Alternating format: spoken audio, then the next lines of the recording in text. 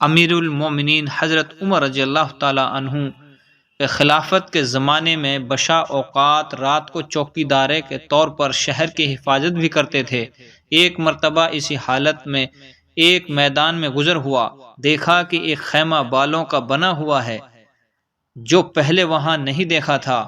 اس کے قریب پہنچے تو دیکھا کہ ایک صاحب وہاں بیٹھے ہیں اور خیمے سے کچھ کرہانے کی آواز آ رہی ہے۔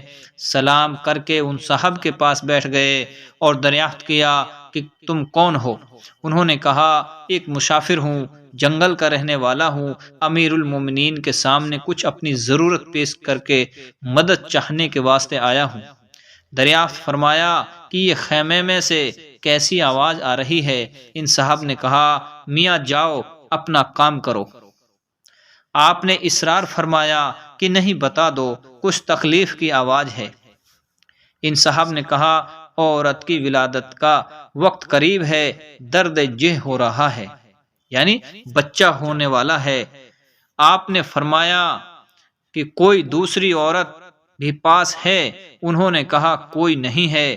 آپ وہاں سے اٹھے اور مکان تشریف لے گئے اور اپنی بیوی ام کلثوم رضی اللہ تعالیٰ عنہ سے فرمایا ایک بڑے ثواب کی چیز مقدر سے تمہارے لیے آئی ہے۔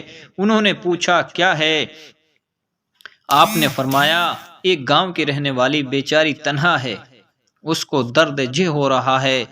انہوں نے فرمایا کہ ہاں تمہاری صلاح ہو تو میں تیار ہوں، اور کیوں نہ تیار ہوتی کہ یہ بھی آخر حضرت سیدہ فاطمہ رضی اللہ تعالی عنہ ہی کی صاحبزادی تھی۔ حضرت عمر رضی اللہ تعالی عنہ نے فرمایا کہ ولادت کے واسطے جن چیزوں کی ضرورت پڑتی ہو، تیل گڑ وغیرہ لے لو، اور ایک ہانڈی اور کچھ گھی دانے وغیرہ بھی ساتھ لے لو۔ وہ لے کر چلی۔ حضرت عمر رضی اللہ تعالیٰ عنہ خود پیچھے ہو لیے۔ وہاں پہنچ کر حضرت ام کلثوم رضی اللہ تعالیٰ عنہ تو خیمے میں چلی گئی، اور آپ نے آگ جلا کر اسی ہانڈی میں دانے ابالے اور گھی ڈالا۔ اتنے میں ولادت سے فراغت ہو گئی۔ اندر سے حضرت ام کلثوم رضی اللہ تعالیٰ عنہ نے آواز دے کر عرض کیا امیر المومنین، اپنے دوست کو لڑکا پیدا ہونے کی بشارت دیجئے۔ امیر المومنین کا لفظ جب ان صاحب کے کان میں پڑا تو وہ بڑے گھبرائے۔ آپ نے فرمایا گھبرانے کی بات نہیں، وہ ہانڈی خیمے کے پاس رکھ دی، اس عورت کو بھی کچھ کھلا دے۔ حضرت ام کلثوم رضی اللہ تعالیٰ عنہ نے اس کو کھلایا، اس کے بعد ہانڈی باہر دے دی۔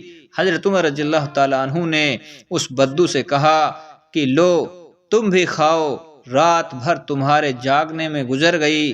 اس کے بعد اہلیہ کو ساتھ لے کر گھر تشریف لے آئے اور ان صاحب سے فرمایا کہ کل آنا، تمہارے لیے انتظام کر دیا جائے گا۔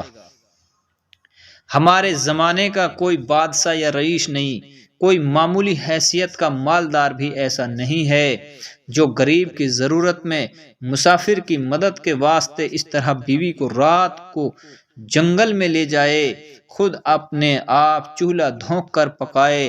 مالدار کو چھوڑیے، کوئی دیندار بھی ایسا نہیں کرتا۔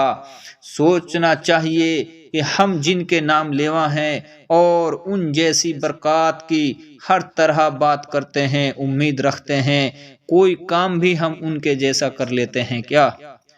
بزرگوں اور عزیز ساتھیوں، اللہ تبارک تعالی ہمیں بھی لوگوں کی مدد کرنے کی توفیق عطا فرمائے۔